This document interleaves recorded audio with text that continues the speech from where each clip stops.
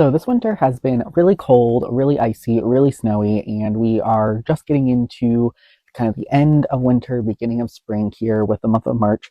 So I want to discuss three books today that I think kind of show that transition well, and that I enjoyed for the most part for most of them, but just think they kind of have that winter to spring vibe to me personally. The first one people may think is more of a fall book, but I always kind of got winter vibes from it, and that is The Secret History by Donna Tartt, which is obviously a very famous and big book that a lot of people have read, and it is kind of a dark academia novel that worked for me in some ways, didn't work for me in others. It was about a 3 to 3.5 star read when I read it, like 6 or 7 years ago now, but it does have that kind of winter setting that goes into spring.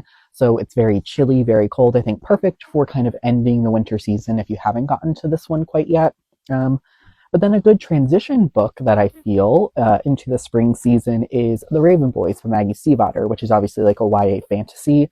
And this one just kind of has that like cozy alt energy to it that is kind of a little bit cold, a little bit depressing. It's a very intimate story, but it kind of blooms into this like beautiful flower kind of type thing. So definitely recommend The Raven Boys if you haven't gotten around to it yet either.